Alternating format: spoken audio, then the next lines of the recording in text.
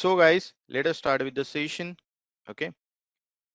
As we know guys, we are covering from today a defensive security basics, which is a domain 2 of this course. And as we know that we have covered a domain 1, which is nothing but networking basics. Okay. And the first 5 day we learned, okay, how, okay, all about networking basics. Okay. So from today we'll be talking about defensive security basics. Okay. So guys, as we know that uh, in cybersecurity, okay, there are two, you know, main approaches. First one is defensive and then offensive. Okay. And we all know that cybersecurity has become a critical issue for all businesses, organizations, and even individual too in our today's digital age, because each and everyone is spending more and more time on internet, yeah, and technology. If you compare the today's time consumption on internet is very high as compared to previous years. Okay. Like in today's world, okay, like almost all people, okay, spending time on internet is is about 4 hours, okay, or more than 4 hours, right? So as we know that, okay, if there is an increase in, time spending on internet, so it is essential to have, you know uh, efficient measures in place to protect our systems as well and our networks from all kinds of cyber threats. Yeah. So that's why, okay, today we'll be, okay, talking about defensive security basics. Okay. So before going with the today's agenda, okay, let me give an introduction about myself. Okay, my name is Nawaz. Okay, I'm a data science, AI, and cybersecurity expert. Okay, and I'm a trainer and consultant with 3 years of experience in the same field. You know, and I'm holding a experience in handling various kinds of data and cleaning as well. And I'm also holding experience in building machine learning and deep learning models and deploying those model in various different clouds. Okay. And I can also do a data analysis as well as data analytics. Okay. I trained over 1K students and working professionals globally. And I've worked on multiple data science projects, including model building and dashboard creation. Yeah, that's all about me. Okay, let's go further into the agenda of today's session and also the day 6 of our course. Okay, so here in the agenda you will see that first we'll be talking about cybersecurity versus information security versus privacy. Then we'll talk about CIA Triad. Okay, and the example of it, use cases, why it is important. Okay, then basic terminologies in security. Then we'll see hackers and their types, and then we'll jump into the teams in cybersecurity. Yeah. Okay. So let us start with the one.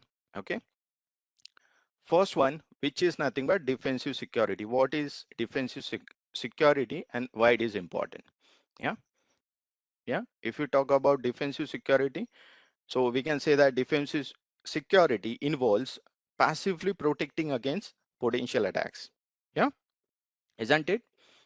In simple words, we can say that, okay, uh, like protecting computer systems and networks from all kinds of attacks by identifying and mitigating vulnerabilities and implementing measures to prevent or detect unauthorized access or activity, right? So for that, many companies and organizations use defensive security to safeguard their systems and data from cyber threats, because we all know that in today's era, data is more valuable than money, right? Okay, so that's about defensive security. Okay, what about offensive security? Yeah, definitely we'll learn offensive security in the upcoming sessions. But okay, let let me give an short introduction about what is offensive security. So we can say that offensive security refers to the practice of actively attacking and exploiting computer systems and networks to test their defenses and identify vulnerabilities. Okay, offensive security gets often used by companies and many organizations to evaluate an effectiveness of their security measures, as well as by governments and military organizations to gather intelligence and disturb the activities of adversaries, right? Okay, so after this, what are the different examples of defensive security? Okay, guys, let me give a very simple example so you can understand defensive security in better way. Okay, so let's say a company wants to protect their network from any unauthorized access. Okay, so for that they might implement access controls, yeah, such as requiring employees to use strong passwords and two-factor authentication to access the company's network, right? They might also install firewalls to monitor and filter incoming and outgoing traffics to the network, right? And intrusion detection and also prevention systems to detect and respond to any attempts to gain unauthorized access. Additionally, company might encrypt sensitive data to prevent it from being stolen or accessed by unauthorized user. Okay, they might also conduct regular vulnerability scans and penetration testing to identify and address any weaknesses in their security controls. And also, company might provide regular training and education to their employees to ensure that they are aware of the risk of cyber attacks and understand how to identify and report suspicious activity. By implementing these measures, and the company can reduce the risk of cyber attacks and protect their networks and their important data from potential threats. Okay, now guys, uh, real life example of defensive security. Okay, which means like where you are using defensive security in day-to-day life. So here you can see that, guys. Okay, we'll go ahead the multiple examples of defensive security to see that like there are a lot of examples of defensive security we are using in our day-to-day life. Okay, and here I'm presenting in front of you. So these are just the few one, not all. Okay, the first one, which is nothing but two-factor authentication. Okay, as we know that, okay, like in many online services, like such as in banking, uh, and email accounts, and even like if we went for some Aadhaar card related work, okay, some government related work.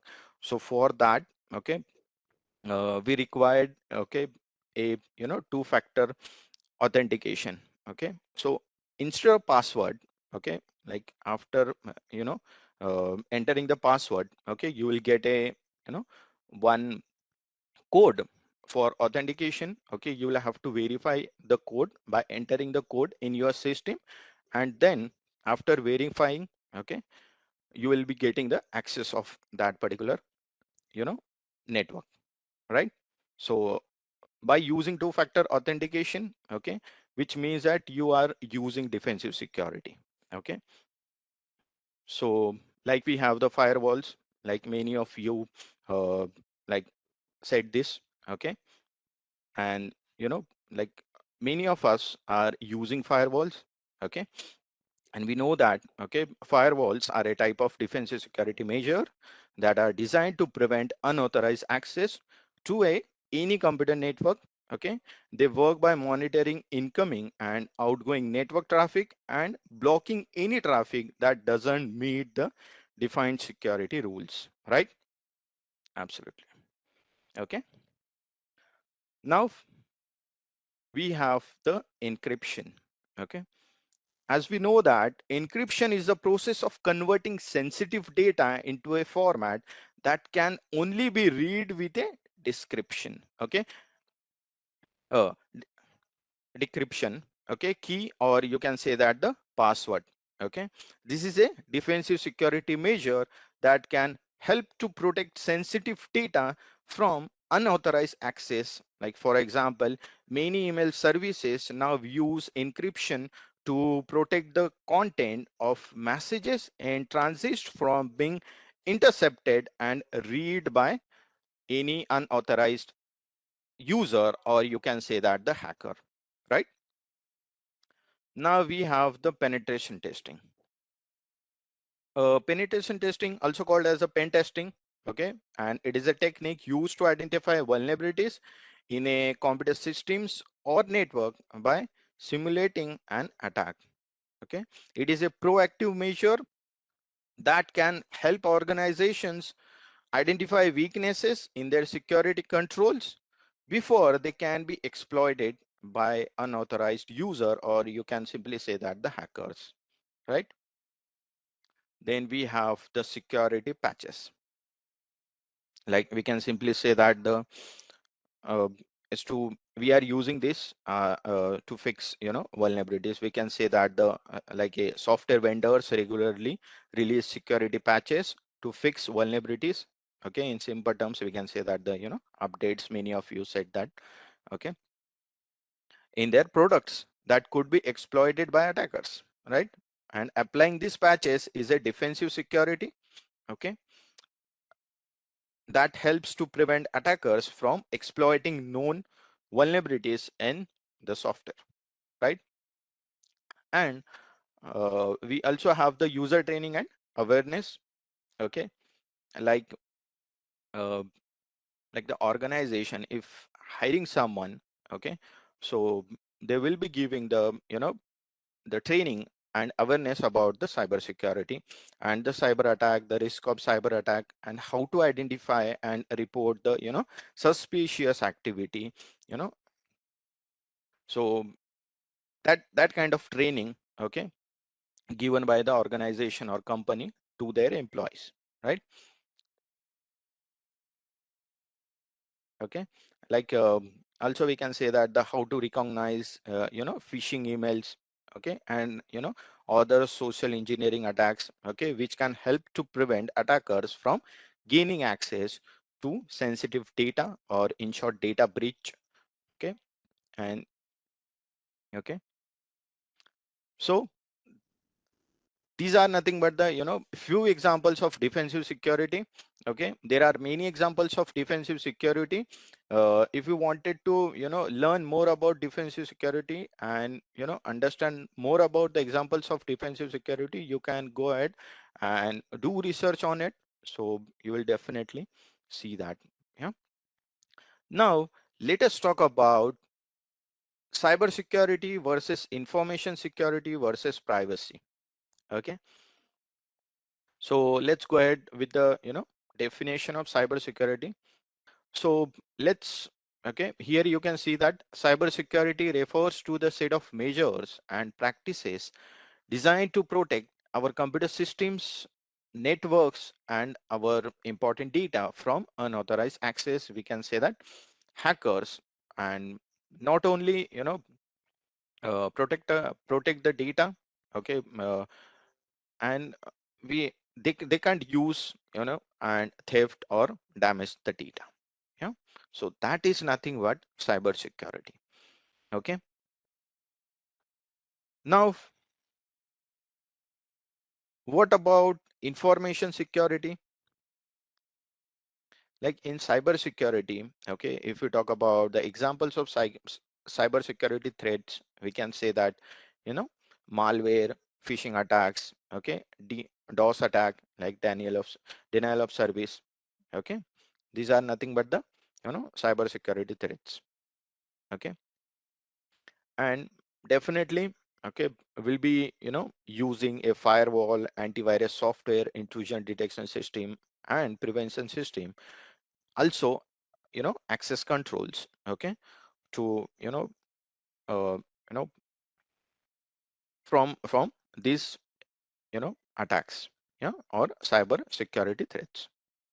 Okay, so now what about information security? Let's see the brief explanation about information security. Okay, we can say that it is a practice of protecting confidentiality, integrity, and availability of information assets, including in the form of digital as well as physical information. So we simply say that instead of information, we can also say that the data. Okay, digital data or physical data too. Yeah, like including like our address, our name, mobile number. Okay, or we can also say that the our you know government IDs. Okay, like that. Now, okay, like information security focuses on protecting sensitive information from unauthorized access, use, disclosure, or disruption, as well as modification or destruction, right?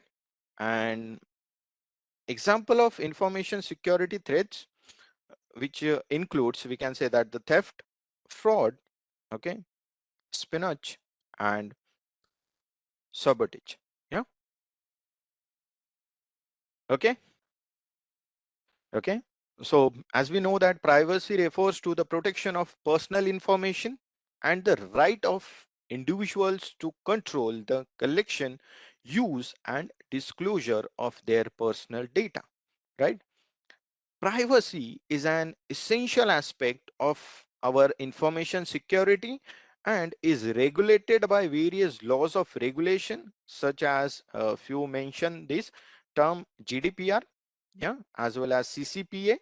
Okay, and we know that the examples of privacy threats includes like unauthorized access to personal information, identity theft, and data breaches, right?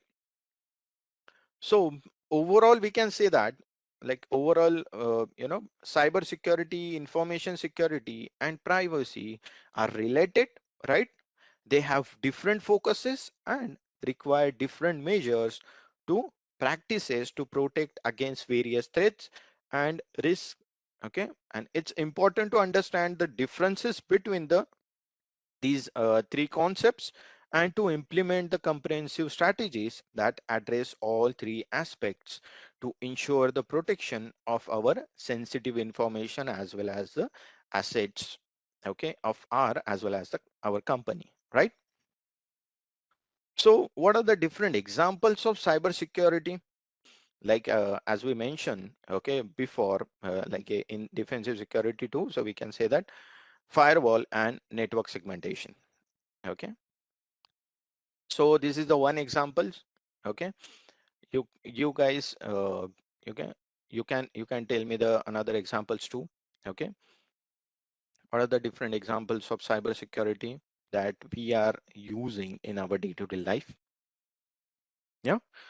So if you're talking about the firewalls, so firewalls are a common cybersecurity measure, right? That blocks unauthorized access to a network. And network segmentation is a practice of dividing a network into smaller and isolated subnets to minimize the risk of security breach, right? Isn't it? Okay. Then we have a security web gateway. Yeah, like a secure web gateway. Okay, we also say the short form for this is nothing but SWG, is a security solution that protects against web data threats by blocking malicious content and filtering out unwanted traffic, right? Then we have the email security solutions. Okay, like email security solutions use various techniques such as spam filters, malware scanner, and content filtering to detect and block malicious email.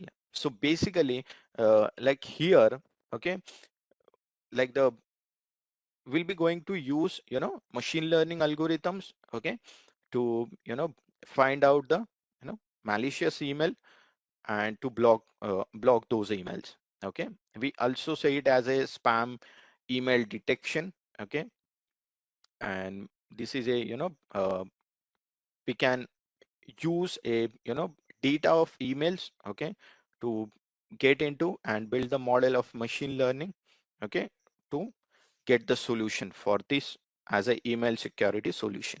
Yeah, then we have multi-factor authentication. Yeah, so this is also known as MFA. Okay, is a security mechanism that requires users to provide two or more forms of authentication, such as, password, our fingerprint scan, to access a system or any application. Okay, then we have the, vulnerability scanning. Vulnerability scanning is a process of identifying and evaluating vulnerabilities in a system or a network to protect attacks before they occur, right? Okay, now what about penetration testing? Okay, for those who don't know, penetration testing is also known as the pen testing, as we said before. Okay, and it is a method of testing the security of a system or network by simulating an attack, right? And then we have the, the incident response plan. Okay, these incident response plans outline the procedures that an organization should follow in the event of a security incident to minimize damage and prevent further attacks, right? Okay, so these are the few examples of cyber security, okay, that we explored over here. Okay, now, okay, so now let's move to the examples of information security. Okay, let's move to the examples of information security. Okay, so now guys, so let's go and understand few examples of information security one by one. Okay, so here you can see that guys, first one is nothing but access controls and user authentication. Yeah, so if you talk about this access controls and user authentication, okay, this helps to ensure that only authorized individuals can access sensitive information and assets. Yeah, then we have like a few mention that encryption. Okay, also few mention data masking.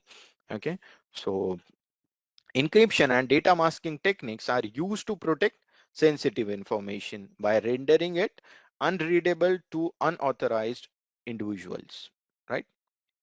Yeah, as I mentioned, okay, data masking, okay, is used to protect sensitive information by rendering it, okay, unreadable to unauthorized individuals. Huh? That is nothing but data masking. Huh? So then we have data backup and recovery. Okay, as we know that, we all know that, and like all the people, like I don't think so, like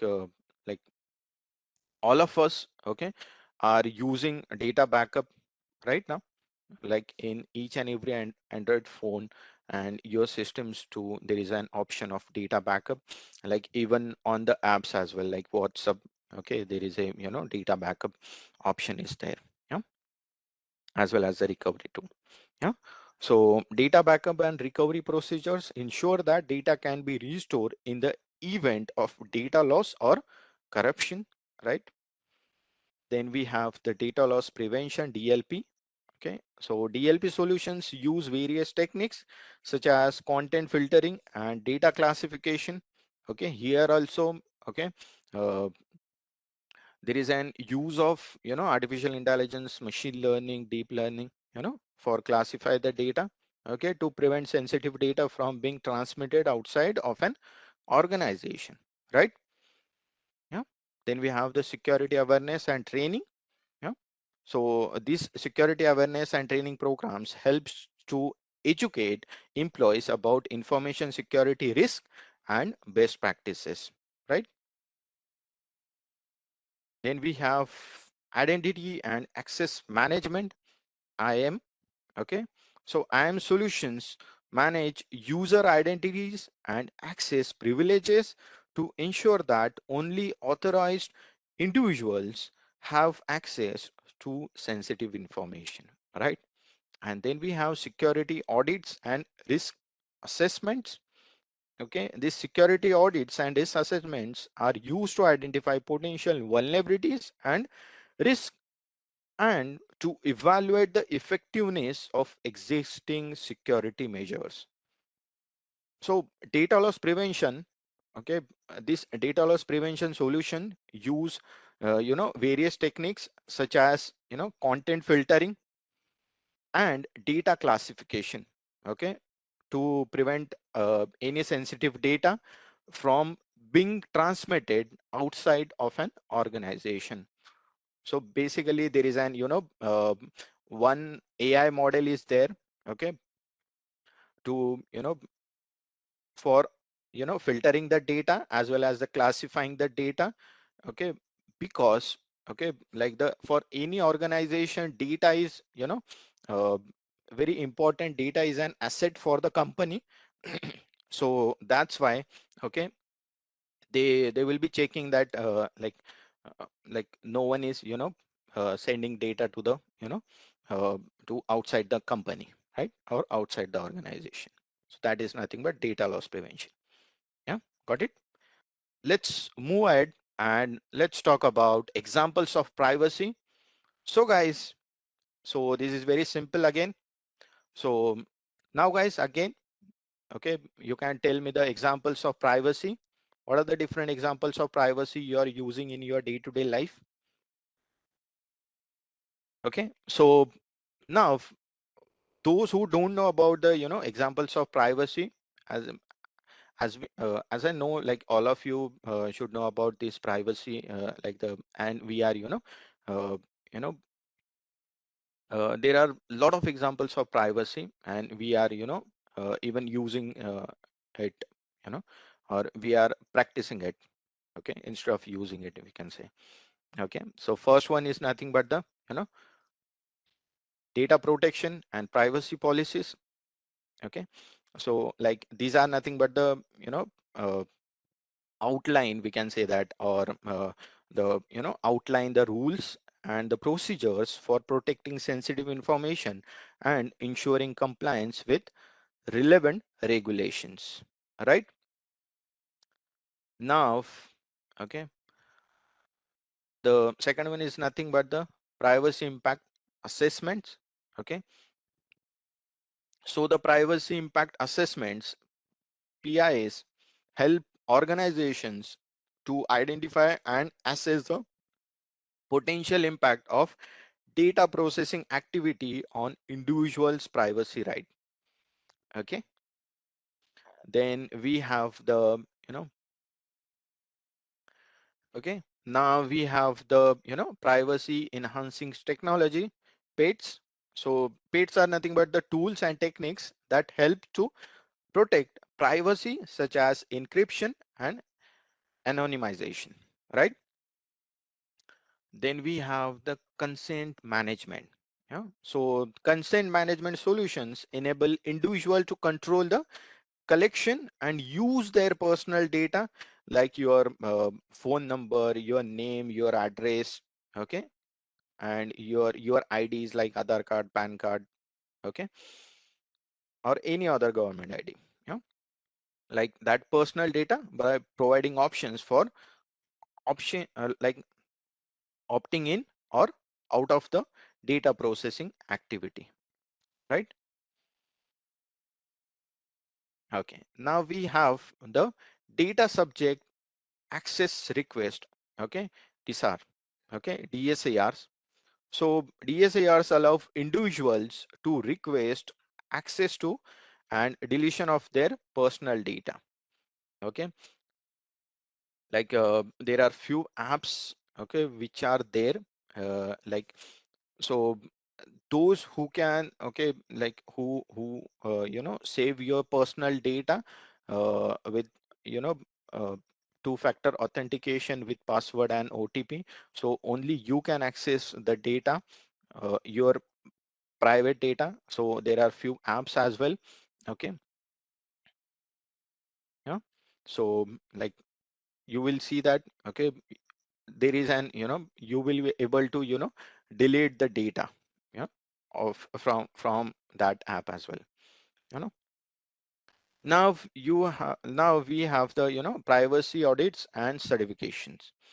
Okay, so the privacy audits and certification access, okay, assess an organization's compliance with relevant privacy laws and regulations and provide a framework for implementing privacy based practices, right?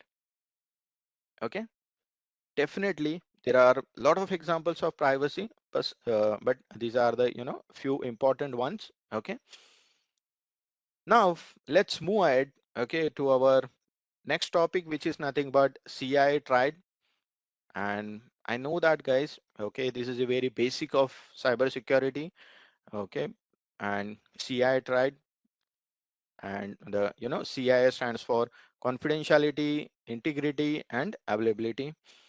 So guys, yeah, so the confidentiality ensures that information is only accessible by, authorized individuals, and that, you know you know and that unauthorized disclosure of sensitive or confidential data does not occur, right? So that is nothing but that is also nothing but, availability. Yeah. So now what about integrity? Yeah, so as we know that integrity ensures that information is accurate, right? Also information is complete and uncorrupted. This is important, guys. Information is uncorrupted. Okay, it involves maintaining the consistency and accuracy of data over time, as well as preventing unauthorized modification or any alteration too, right? So now what about availability? So availability ensures that information and your system are available and accessible when needed by authorized user, right? It involves maintaining the usability, reliability, and performance of the systems and ensuring that they are not disrupted or unavailable due to technical problems or any malicious attacks or any other factors too. Yeah. So as we know that the CI Triad is a widely recognized and commonly used framework for understanding and implementing information security measures. It can be implemented to a range of different contexts, like including, computer networks, databases, for a, in physical facilities and other information systems as well. Yeah. And the CI trial can help organizations to identify and prioritize their security needs, as well as to evaluate the effectiveness of their security measures. Yeah. So this is by focusing on confidentiality, integrity, and availability. Yeah. An organization can develop a comprehensive approach to information security that balances the need to protect sensitive information with the need to maintain efficient and effective operations, right? Here you can see that, okay, now we get to know that what is CI triad. Okay, now let's talk about why it is important. Okay, so here you can see that importance of CI triad. Yeah, yeah. So here you can see that there are few things. Okay, there are few reasons. Okay, so for that we can say that why it is important. Okay, the CI triad, is important because it provides a framework for understanding and implementing information security measures. Okay, and here you can see that the few reasons. So why CI triad is important. Okay, first one is nothing but the comprehensive approach. Okay, the CI Triad covers three essential aspects of information security. First one is confidentiality, second one is integrity, and third one is availability. So by addressing all three areas, okay, so organization can develop a more comprehensive and robust approach to security, right? So that is nothing but, first importance. Okay, there are few reasons. First one is comprehensive approach. Then we have the risk management, okay, to manage the risk. Okay, so the CI triad can be used as a tool for risk management, okay, by identifying potential threats to confidentiality, integrity, and availability. Organizations can develop strategies to mitigate those risks and prevent security breaches, right? Then we have the compliance. Yeah, then we have the compliance. So as we know that many regulatory standards and frameworks require organizations to demonstrate that they are protecting the confidentiality, integrity, and availability of their information. Okay, and the CI triad provides a framework for meeting these requirements. Okay, then we have the prioritization. Okay, the CI triad can help organization prioritize their security efforts. Like for example, if confidentiality is a most important concern, then security measures should be focused on protecting confidential information, isn't it? Yeah. Then we have the communication. Yeah. So the CI triad provides a common language for discussing information security. By using the same terminology, stakeholders can more easily communicate about security risk and strategies.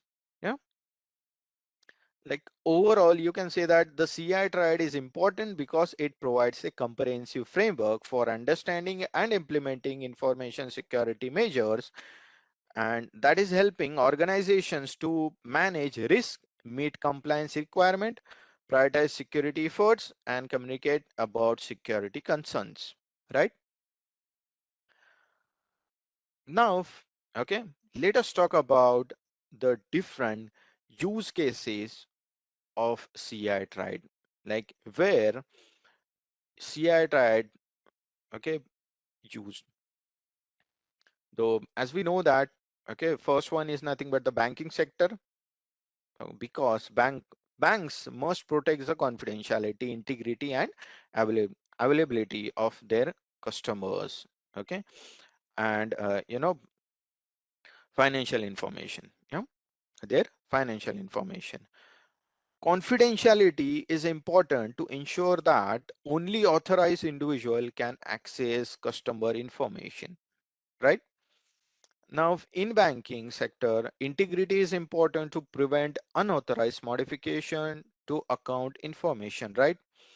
Like no one can go to the bank, okay, and no one can, uh, fill the form of someone else and submit that form in the bank.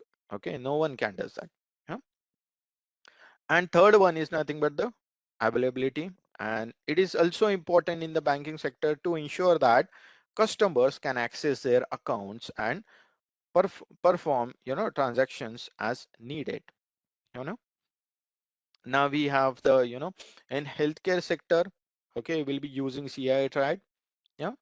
So healthcare providers must protect the confidentiality, integrity, and availability of patient information, right? Confidentiality is important to ensure that sensitive medical information is only accessed by authorized individuals. Okay, like sometimes the disease are you know very rare, and like few people those are not uh, you know not able to explain the or not able to tell the disease of the others. So in that case, okay, uh, like the hospital, like the healthcare providers, you can say, or the hospitals, okay, just protect their data. Okay, they can't tell all the information about the the patient, okay, to any other person, right? So in healthcare, okay, confidentiality is important, okay, because it ensures that sensitive medical information is only accessed by authorized individuals, right? Now integrity is important in healthcare, okay, because to ensure that patient records are accurate and complete, okay, and availability is important to ensure that the medical professionals can access patient records quickly and efficiently when needed, right? So retailers must protect the, again, the confidentiality, integrity and availability of customer payment information, okay, because that is again the very important part of any anyone, you can say that. And because that is, if you know that the someone's some card details, the password, okay, then you can easily access their bank, okay, you can get the access of their bank, yeah, and you can like hacker can able to you know uh, withdraw the money, right? So confidentiality is important to prevent theft of customer payment information, okay. Now integrity is important to ensure that payment transactions are accurate and also complete, and availability is important to ensure that payment systems are always available for customers to use, right? Okay, then we have the government. Okay, government also uses a CI triad, okay, because here as we know that, like, for government, confidentiality is so much important, okay, to prevent unauthorized access to classified information, right?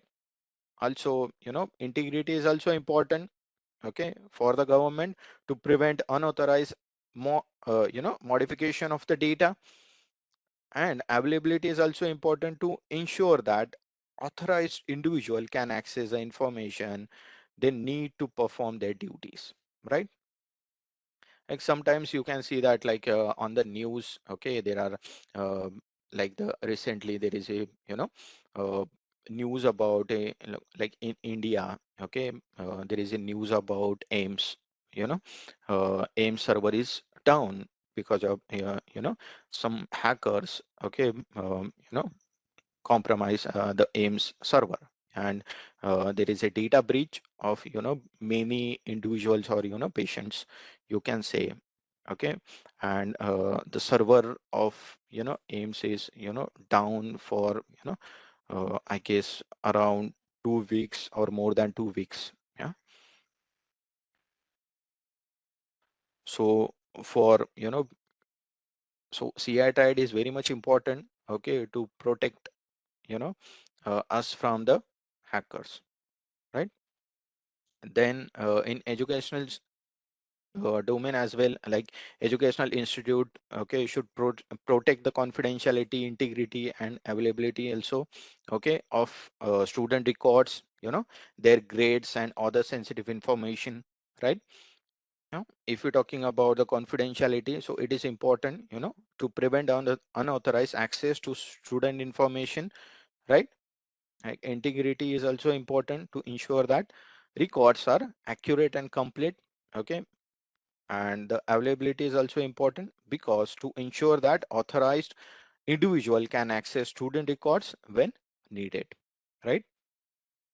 Then in manufacturing domain, you can see that the company, like manufacturing company, okay, must protect the confidentiality, integrity and availability of their, okay, proprietary designs, okay, like their production processes and other trade secrets, yeah. So guys, of this you will see that like many times, okay, you will see that the like four-wheeler uh, you know car company, uh, like when they created a new design car. So at that time, okay, for for doing the trial of that car, okay, the car company have to protect the design of the car. Yeah. So for that, okay, they will you know uh, run that car on the public roads, but with different colors like black and white colors, okay, with dotted uh, black and white colors, okay. So which means that, okay, no one can take the picture of it, and if you take the picture, so it's very difficult to get the shape of the car. Yeah. So their competitors can't get the information about the design of the car, right? Yeah. So that's why again the CI triads, okay, comes into the picture. Yeah. And in the manufacturing sector as well, uh, you know CI triad is important. Yeah. Like, confidentiality is important to prevent theft of intellectual property. Integrity is important to prevent unauthorized modification to designs and processes, like I said before. And availability is important to ensure that authorized personnel can access the information they need to perform their duties, right? Now, in transportations also, like the transportation companies must protect the, again, the CI tried, okay, of passenger and cargo information. Like, the confidentiality is important to prevent theft of personal and financial information. Now, integrity is important to ensure that cargo is not tampered with or stolen. And availability is important to ensure that transportation systems are always operational and available for use. Now, so in energy sector too, like energy companies must protect the confidentiality, integrity, and availability of their operational data, including information about the production, the distribution, also supply chain operations. Yeah. So in that, confidentiality is important to prevent theft of sensitive information. Yeah. Integrity is important to ensure that production and distribution systems are functioning properly, right? And availability is important to ensure that energy systems are operational and available for use, right? And then we have the cloud computing. Okay. Why CI triad is needed in cloud computing? Okay, so we can simply say that cloud computing service providers, okay, must protect the confidentiality, integrity, and availability of their clients' data, isn't it? Okay, so confidentiality is important in cloud computing to prevent unauthorized access to clients' data, because for like if there is a data breach in AWS, so we can say that AWS is not that much secure, okay, to uh, you know put the data or the upload the data on the AWS, okay, as well as process the data, build the model in AWS too, right? Yeah. So confidentiality is important to prevent unauthorized access to client data, right? Integrity is important to ensure that client data is not tampered with or modified. Yeah. And availability is important to ensure that client data is always accessible. Okay, this is very much important and not lost due to system failures or disasters. Yeah.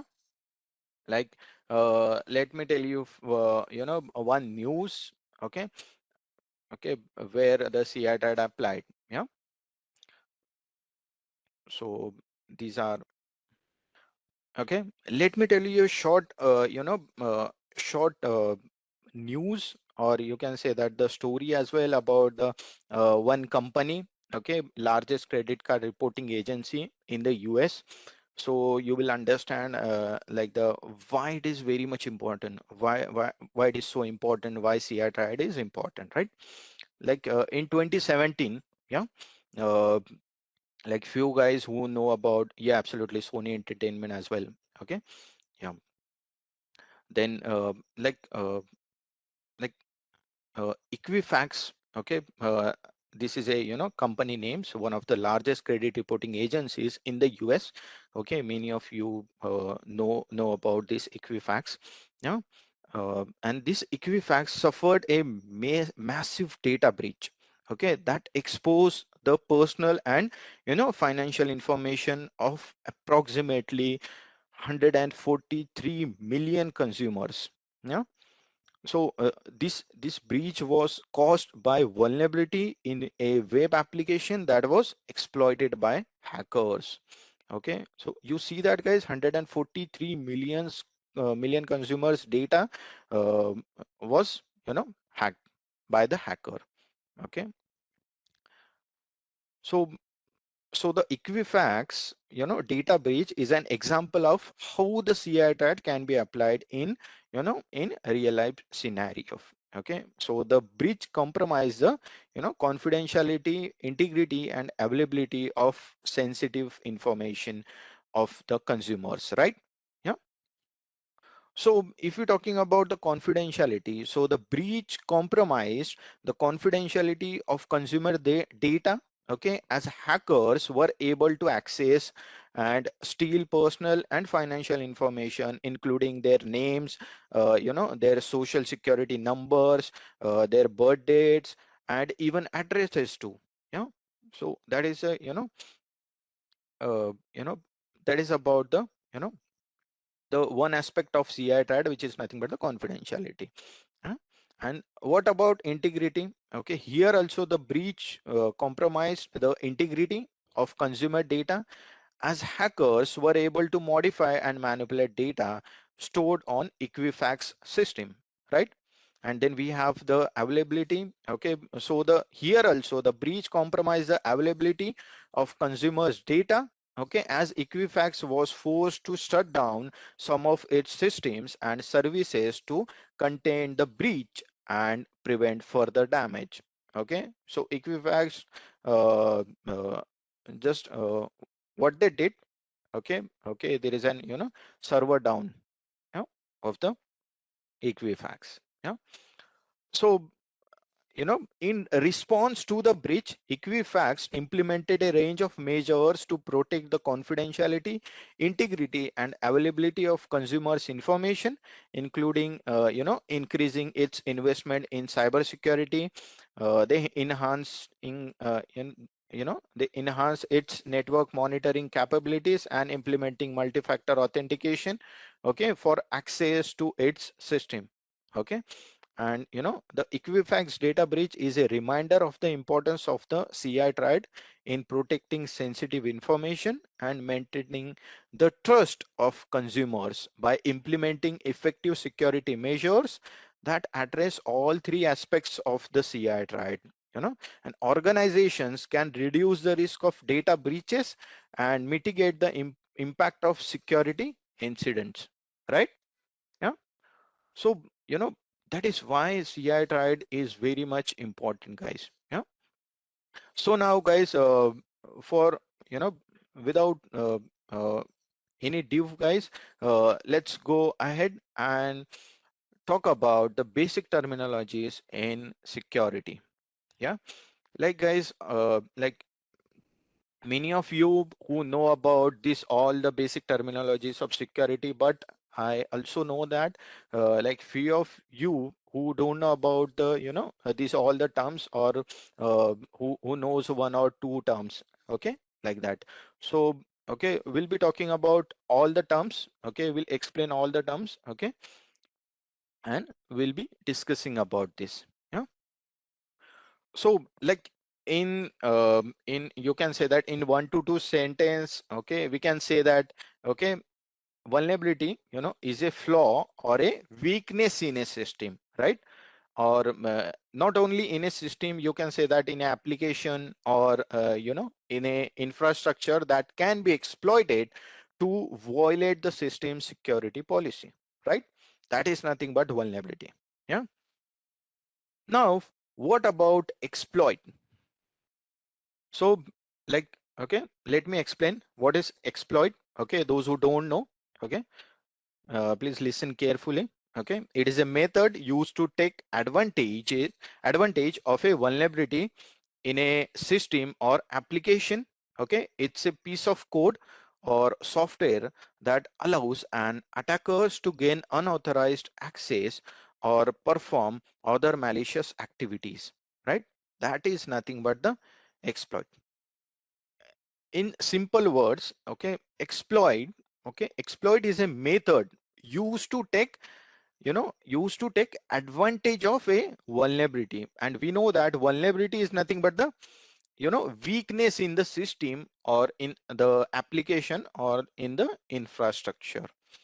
Okay, so exploit is nothing but, you know is just to take advantage of a vulnerability, the weakness in the system, take the advantage of weakness in the system, okay, or in the application.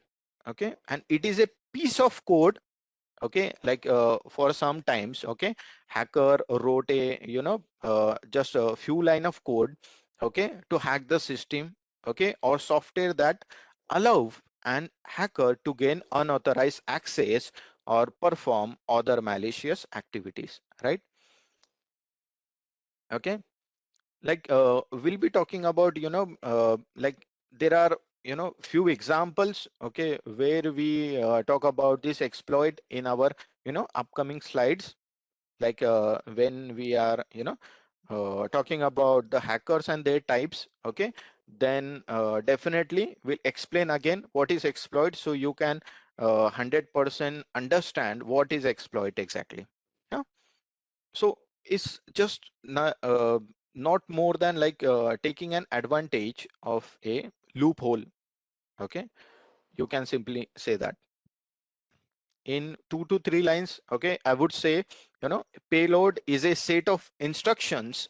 Okay, payload is a set of instruction, or you can say that the code, okay, that is executed by an exploit once, okay, and it gains access to a system, right? Like there is a, piece of code, okay, and by executing that piece of code, you will be getting an access to a system. Huh? That is nothing but payload, and it can include anything from stealing sensitive information to launching a more significant attacks. Yeah, like basic hacking is nothing but, stealing, someone's personal information, right? That is nothing but basic, I would say basic hacking. Yeah, so that is nothing but, payload. So just by, few line of code, you can say, uh, you can use that to get the access of the system, any other system. Okay, yeah, in short, we can simply say that asset, okay, is nothing but, any resource that has value to an organization or even individual. Okay, like in simple words, if you give an example, so you can simply say that, like if you are working somewhere, okay, so the laptop is nothing but the, asset for the company, because you are using laptop of the company, and you are, doing the, work for the company. So that is nothing but, the laptop is nothing but the asset for the company. Asset is nothing but any resource, anything that has value to an organization or individual. Okay, we can say that the data. Okay, data is a, uh, like some, experts, okay, would say that data is more valuable than money. Yeah, data is a, you know is the, oil of the economy. Okay, so data, okay, is nothing but the asset. You also say that the hardware, any software, like the some company created the softwares, okay, that is nothing but the, asset for the company. Yeah, or any intellectual property, right? Yeah, so if we're talking about the risk, so the, risk is nothing but the likelihood of threat, exploiting a vulnerability and the potential impact of that event on an organization or any individual, right? That is nothing but risk. Okay, like exploiting the vulnerability. Now what about threat? Threat is nothing but a potential event or action that has the potential to harm an asset. Yeah, that is nothing but the threat. Okay, it can come from internal or external sources, right? That is nothing but the threat, like some harm to an asset. Okay, now what about bot? Now this is nowadays bot is very interesting topic, also trending topic, you can say, because chat gpt is also one of one kind of bot. Yeah, so what is bot? But guys, remember, okay, like there are few bots, okay, and like the few people, okay, who created the bot, okay, and for different purposes, like those like a chat gpt is created for the you know to reduce the work for getting the one output, okay, which is exact one, okay, almost all the times, okay, like there is 99% accuracy, I would say. Okay, but few boards, okay, like the purpose of those boards are for for data breaching, okay, for getting the information from few people, innocent people, I would say, huh? For getting the some personal information, financial detail from the different kinds of consumers of the organizations. Yeah, so we can say that a bot, it is a type of software, right? Okay, it is a type of software that runs automated tasks on a network, or you can simply say that computer or laptop, often without the user's knowledge or any consent. Okay, any consent. Okay, it can be used for both legitimate and malicious purposes, right? That is nothing but bot. Now what about botnet? Like there is a one bot, and there are if there are a lot of bot, so you can say that it is nothing but botnet. Okay, hackers, okay, uh, are using botnet, okay, to to down the server of particular institute. Okay, yeah, so we can simply say that botnet, okay, is a group of computers, I would say, or a devices that are controlled by a boot master, okay, to perform coordinated attacks or other malicious activities. That is nothing but botnet. Yeah, then we have the trojan. Okay, trojan is a very popular, very you know popular malware, I would say. Trojan gives you access to the backdoor, right? Okay, trojan, okay, is a type of malware that is disguised, okay, as legitimate software or files. Okay, it is designed to trick the users into downloading or executing it, and then perform unauthorized activities on the users systems. Like guys, like few people, okay, who wanted those who are uh, uh, you know downloading movies, okay, or any series, okay, from the internet, okay, when that movie or that series is in the is in the theater.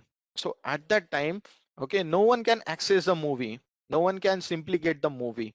So they there are some people who got the access, or those who recorded the movie, okay, those who put it on internet, and their purpose is to not to share the movie to all of you.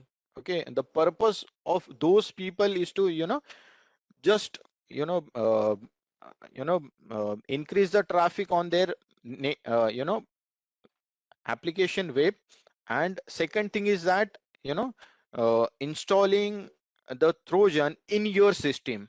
Like if you wanted to download a movie, okay, and if you go there on their website and you wanted to, you know, you just click on the download button. So instead of downloading the movie file, okay, automatically Trojan will be downloading in your system and automatically install in your system. So simply that, you know, hacker simply get the access of your mobile. Yeah, that is nothing but the Trojan. It is a simply, you can say that, the type of malware. Yeah. Then we have the cleaner or wiper. Okay, so we can say that a cleaner, okay, it is nothing but a type of malware that is designed to destroy you know, your data or files on a system or a network, right? Yeah, okay. So, you know, see, daisy chaining, it is nothing but a method of connecting multiple devices or networks together in a series to extend the range of a network. Okay, it is a method of connecting multiple devices or networks together in a series to extend the range of a network. Okay, that is nothing but the daisy chaining. Yeah, yeah, absolutely, series of devices to, you know, increase the range of your network. Yeah. What about doxing? Yeah. So we can simply say that, uh, daisy chaining, you know, is a term used in computer networking, okay, to describe the process of connecting multiple devices together, as I said before. Okay, and like okay, I would say, you know, USB ports. Okay, let's say if you have three external hard drives, okay, that you want to connect to your computer. Okay, instead of plugging each hard drive directly into your computer, you could you know, daisy chain them together using their, you know, USB ports. Okay, that is nothing but the daisy chaining. What about doxing? Okay, like as you said, okay, doxing is nothing but the practice of gathering and publishing personal or sensitive information about an individual or organization without their consent. That is nothing but the doxing. Yeah. Yeah, so we can simply say that, okay, zero day exploit, okay, it is an exploit that takes advantage of a vulnerability that is not yet known, or we can say that the patch by the software developer or vendor. Okay, like let's say, give me an example. Okay, let's say there is one application, okay, one app, okay, you published on the, on the Play Store, let's say, and then, okay, there is one vulnerability in your app. Okay, and before you know that vulnerability is there in your app, okay, hacker, okay, found that vulnerability, and like he hacked the, you know, the all the app. So that is nothing but the zero day exploit. Understood? See guys, zero day exploit is nothing but, you know, there is one, you know, app, like recently, you know, in in COVID, government release a one app. What is the name of it? I guess uh, yes, yeah, Arogya Setu app. Okay, so that app, okay, after after publicly available Arogya Setu, so at that time, okay, I guess one hacker, one Irish hacker or Russian hacker, I guess, I don't know the, the exact name of that hacker. Okay, that hacker, tweeted, said that, okay, he hacked the Arogya Setu app, and he found that, okay, few members, okay, from those who are working in the parliament, okay, those are COVID positive, okay, and he shared the location as well of those people, okay, by using Arogya Setu app. Yeah? So that is nothing but the zero-day exploit application or example. Okay, means hacker just got the found the vulnerability in app, okay, and he used the vulnerability, hacker used the vulnerability, and he breached the data. Okay, he got the data of the peoples. Got it? That is nothing but zero-day exploit. Yeah? Now, what about personally identifiable information, PII? So PII is nothing but the information that can be used to identify an individual, yeah, such as its name, address, social security number, or any other security data. Like in India, there is Aadhaar card number, I would say, PAN card number. Yeah, that is nothing but the PII. Okay, so see guys, okay, again I'm repeating like zero-day exploit. Okay, so see, an exploit that takes advantage of vulnerabilities, okay, that is not yet known or patched by software developer or vendors. Okay, like there is one app, okay, let's say XYZ app, okay, and that app is published, okay, publicly available on Play Store. Okay, you got the access of the app, okay, and hacker found that, okay, there is an vulnerability in that particular app. So by using the few line of code or any application or any let's say Trojan, so by using that, okay, what hacker did, hacker just use that vulnerability, takes the advantage of that vulnerability, okay, he just breached the data. Okay, so which means that now your data, okay, is hacked by the hacker. Okay, so that is nothing but the zero-day exploit. So which means that before getting the update of an app, okay, before getting the update of an app, okay, hacker, okay, hack the app. That is nothing but the zero-day exploit. So that's what I am talking now. Zero day means before understanding where is the error, where is the vulnerability in the app, okay, by the software developer, okay, hacker got that vulnerability.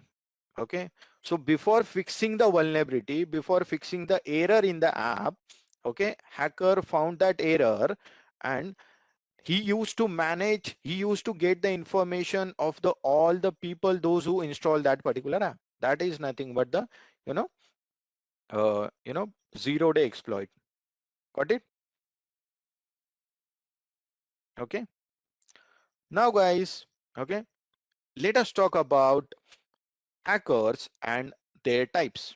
Okay, so as we know that guys, okay, hacker, okay, basically hacker, it is nothing but a he is a person, hacker is a person, not just he, okay, it may be she, okay, hacker may be she, okay, hacker is a person who uses their technical knowledge and skills to gain unauthorized access to computer systems, different networks, or you can say that the data tools.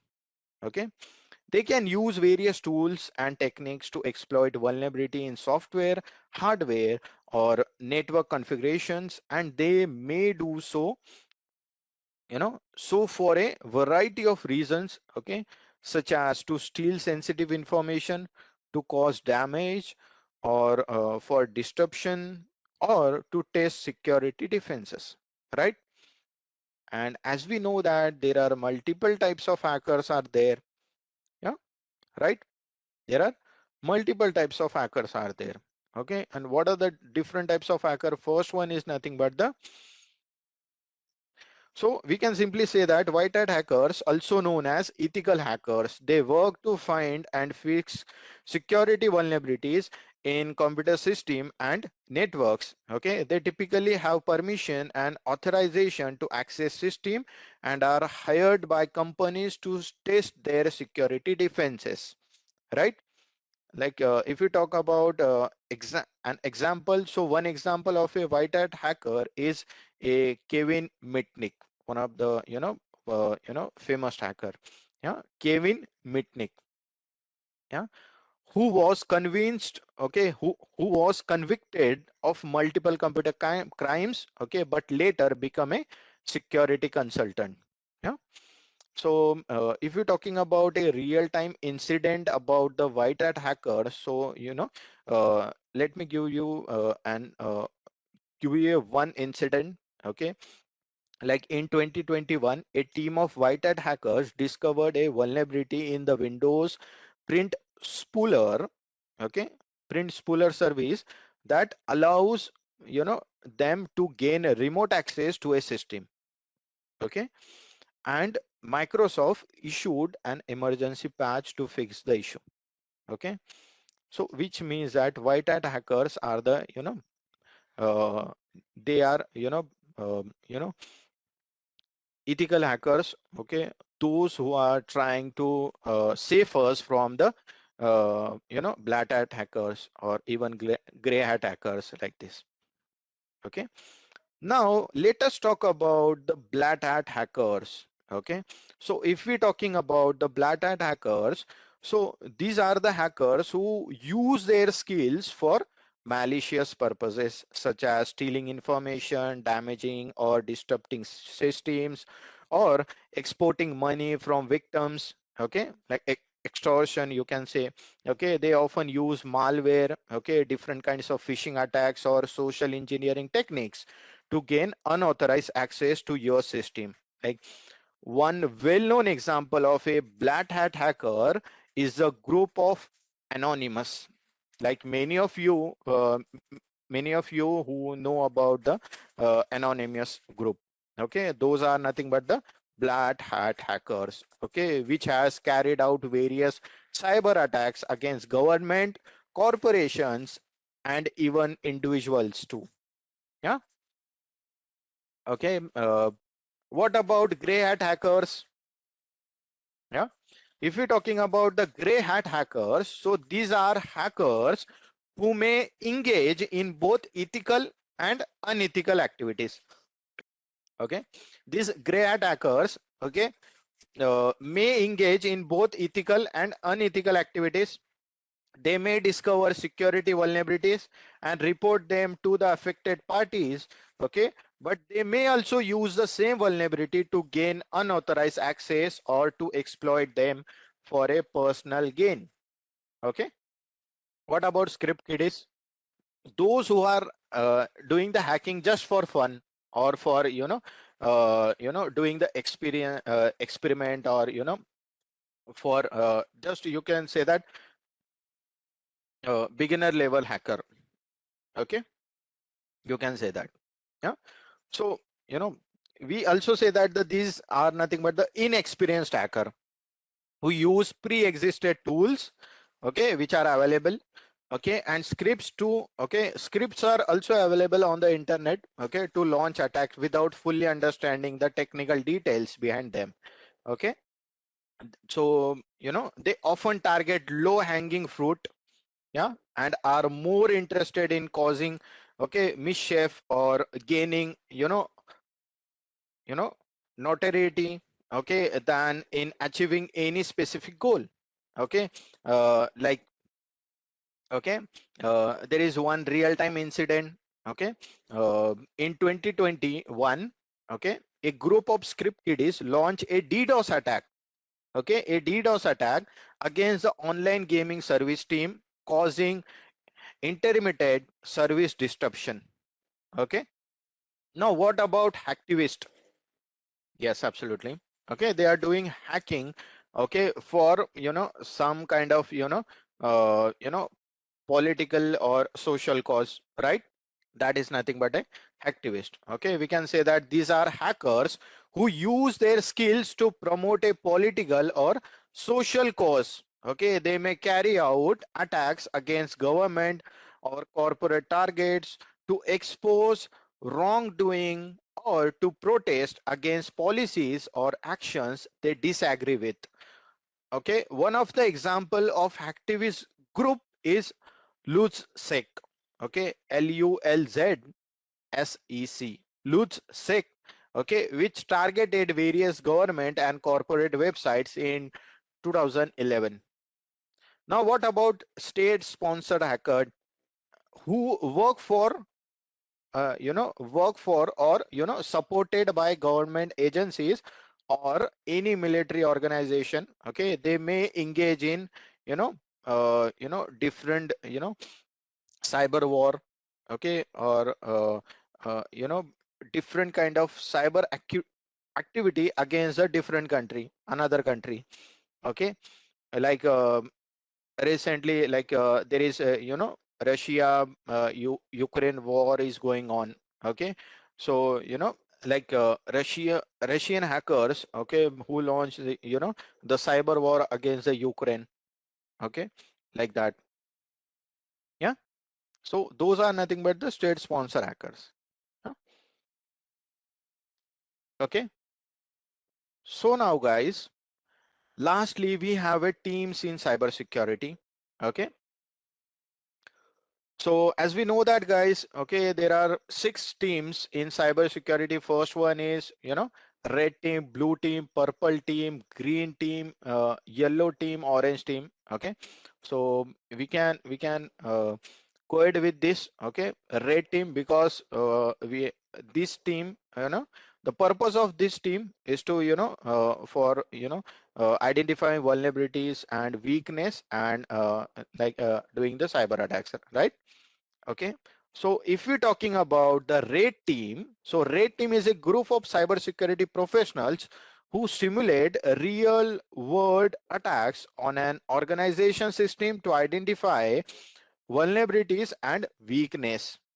Okay, like recent news. Okay, like in Jan 2022, okay, a raid team from the US Department of Homeland Security successfully hacked into a Boeing 757 airplane in under 2 minutes.